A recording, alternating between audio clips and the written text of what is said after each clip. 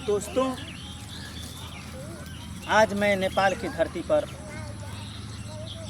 पहुंचा हूं, क्योंकि गरीबी जो होती है, गरीबी पता नहीं कहां कहां पर लेकर जाती है। गरीबी के चलते हर एक व्यक्ति परेशान होता है और बड़े बड़े नेता और मंत्री और अधिकारी लोग क्या समझेंगे गरीबी क्या चीज़ होती है, क्योंकि वो लोग गरीबी देखे नहीं हैं।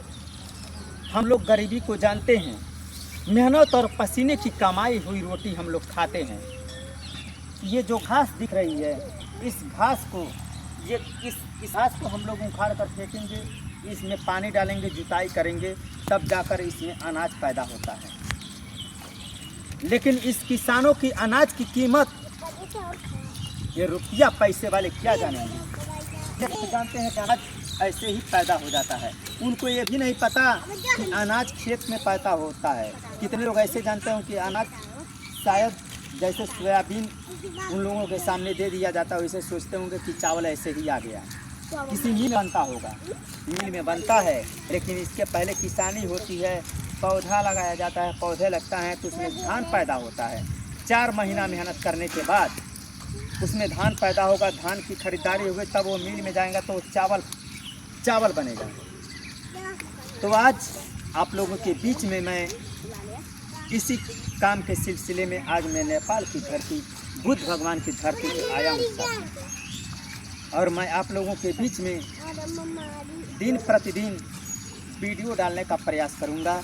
और लास्ट में जब यहाँ का काम ख़त्म हो जाएगा तो आप लोगों को मैं लुम्बिनी बुद्ध भगवान की धरती का भी दृश्य दिखाने का कार्य करूँगा, क्योंकि साथियों यहाँ पर हमारा जो रिश्ता है वो सदियों पुराना है।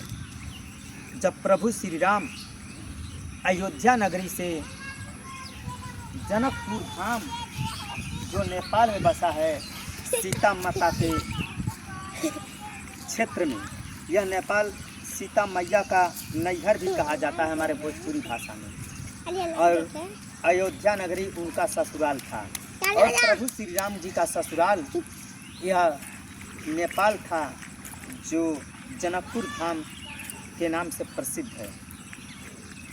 तो हम लोगों का रिश्ता यहाँ पर रोटी और बेटी का है।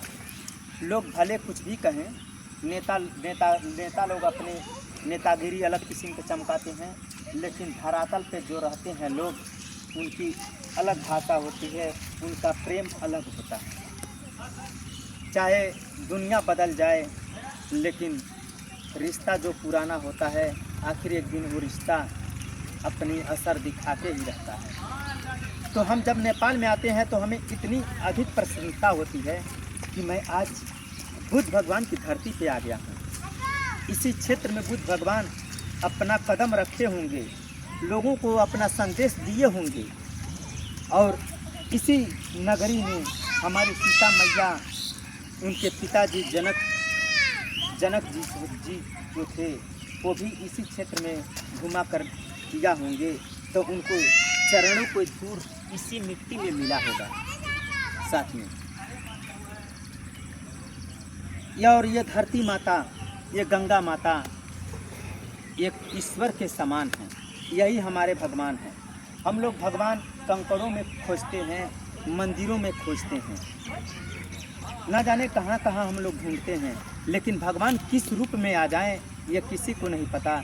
आप लोग देखे होंगे कि रोड पे हम लोग जब जाते हैं कहीं धाम करने के लिए, रोड पे बड़े भिखारी लोग खड़े होते हैं और हम लोग सोचते हैं कि ये सब भिखारी पाखंडी हैं, ढोंग करने का कार्य करते हैं।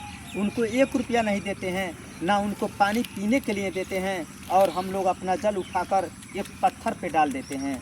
आप लोग सोचते होंगे कि यह हमारे देवी देवताओं का अपमान करते हैं, लेकिन नहीं साथियों, देवी देवताओं का मैं अपमान नहीं करता।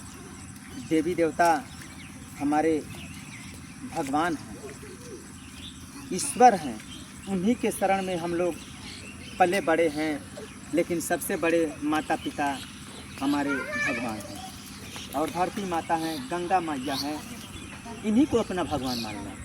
तो जो भिखारी होता है रोड पे, उसको सिर्फ दुत्कार मिलती है, लोग दुत्कार कर भगा देते हैं, उसका सम्मान नहीं करते हैं। लेकिन हो सकता है कि उसी भिखारी के रूप में भोलेनाथ भी हूँ।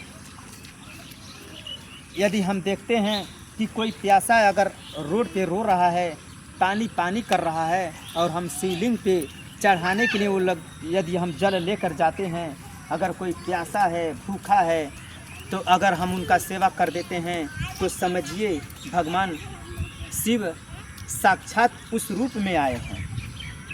तो देखिए दोस्तों, लेकिन लोग पहचान नहीं पाते हैं।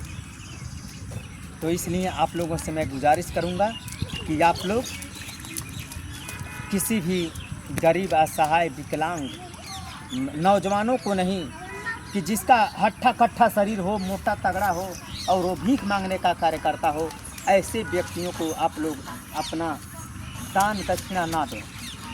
विकलांग हो, असहाय हो, बुजुर्ग हो, जो अपने पैर से चल नहीं पाता हो, चाहे उसके पीछे किसी का हाथ हो, लेकिन हमारे नज़र में अगर यदि वो उस लायक दिखता है तो उसका सहयोग करना हम लोगों का धर्म है, और यही सनातन धर्म है। अब इन्हीं सभी बातों के साथ मैं अपने वाणी को विराम देता हूँ। जय हिंद, जय भारत, जय नेपाल।